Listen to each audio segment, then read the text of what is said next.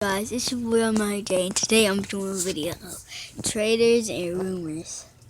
Let's get into it. Oh! This past year's trade deadline did not finish with a trade with some of the big names that were in the rumors. The Carmelo trade never happened, a Paul George trade never happened, and the Jimmy Butler trade didn't happen. But we did get a DeMarcus Cousins trade to New Orleans, Nerlens Noel was traded to Dallas, and Serge Ibaka and PJ Tucker were traded to Toronto, just to name a few. But with this offseason coming back up and next year's deadline, some big names will definitely be back in the rumors. I picked 5 players who I think are definitely going to be targeted by teams, and these guys have been in lots of rumors the past year or so. And of course, if you think I should have picked someone else on this list, or if you're a fan of one of these teams here, then definitely leave something in the comments. The NBA playoffs are about to enter the conference finals, so it won't be long until trade rumors take over basketball Twitter. So let's go through those players who I believe are going to be targeted by teams this summer or before the February 2018 trade deadline. When PG was just trying to enjoy a birthday Disneyland trip a few days ago, a bunch of Lakers fans saw him and were chanting at him, "Come to the Lakers," and one person even posted it on Snapchat. Hey George, come to the Lakers! There have been lots of reports saying PG wants to get to Los Angeles at all costs. There's 3 scenarios that could play out for him. 1, he structures a new deal with Indiana. 2, from now until the trade deadline, Indiana does nothing and he leaves in free agency next summer.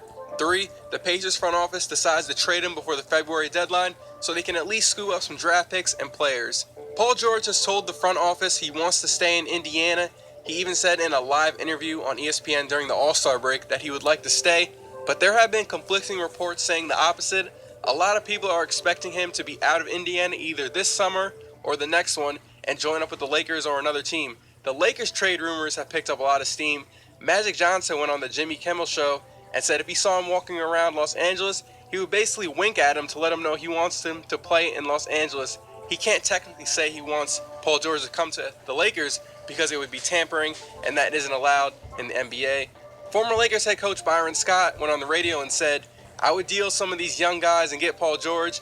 Jared Dudley said, "There's no way he's staying in Indiana and he's going to go to LA and will get traded next February." And Danny Granger recently talked about George in an interview and how he shouldn't be blamed for wanting to leave Indiana. In my opinion, I do believe Paul George would like to stay in Indiana, but the current team is definitely not ready to play against I was watching Cavs and it. LeBron, and the Bucks will be getting better next year.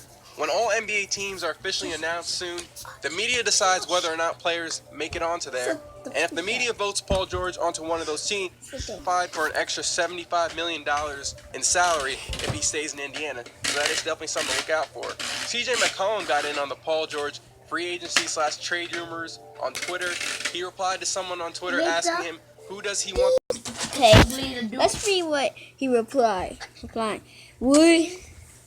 Who would you like to see the Blazers go after the offseason draft and free agency? Gotti. Okay. I'm about to call my dad. Free agency, he tagged Paul George's Twitter. Now, I don't know the Blazers' salary cap situation, and I don't think they will trade for him, but I'd guess everyone except Lillard, McCollum, and Nurkic would be available to trade if that was something Portland would be interested in. But Indiana's front office is going to have to think hard about getting something back from him, or just letting him leave next summer once he can opt out of his contract. I have to take a call, Justin. What do you guys think? Any Lakers fans watching? You think the Pacers and Lakers work out a trade before next February? Will he leave next summer in free agency?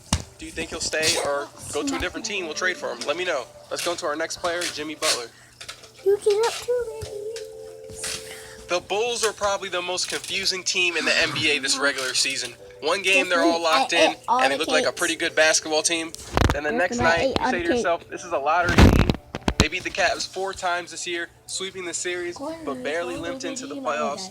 The Bulls are in that middle area of not being bad enough to get a top draft pick, but not good enough to get to the conference finals or the NBA finals. There were some Jimmy to the Celtics trade rumors talk this past trade deadline in February with Jay Crowder and some draft picks. The Celtics are stocked with assets. Now let's take a moment. Why would they trade Jimmy Butler for Jay Crowder? Isn't that stupid? Like Jimmy Butler for Jay Crowder. And Plus, No. Jimmy Butler's already getting No. traded to the Bulls. Him for Zach Jay. and Zach LaVine. No. They're trading. No. That's a stupid trade, right? No. Back to the video. Okay, I'll hold it. Oh, can I hold it for you? But the Bulls do have all options on the table, and Paxson said if a team comes to you and offers you an unbelievable deal, you have to look at it. Jimmy said he wants to finish his career as a Bull because the front office took a risk on him, taking him late in the draft. He said he loves the city of Chicago, and he feels he owes the city his basketball skills. If he wants to leave in free agency, he has to wait until the 2019 summer. That is when he has a player option and can opt out of his deal. This was the best offensive season of his career. It's crazy that this is the same guy who struggled to hit three-point shots in the beginning of his career. He averaged 23 points, dished out 5 assists per game, and got to the free throw line almost 9 times per game this past season. The Bulls front office has a lot to debate over with Jimmy Butler this summer. They don't have a lot of talent. If the Bulls still had compliment him, Derrick Rose and he was still good when he was in his prime, then it would be interesting to see what kind of players and picks they can get back if they trade Jimmy. Again, Bulls and Celtics fans, because there's going to be a lot of reports coming once the draft comes in late June and free agency begins in July. Do you hope the Bulls keep him and build around him, or do you want the Celtics to finally get rid of some of their assets to get that star player I was next to still Isaiah Thomas? When I was a boy.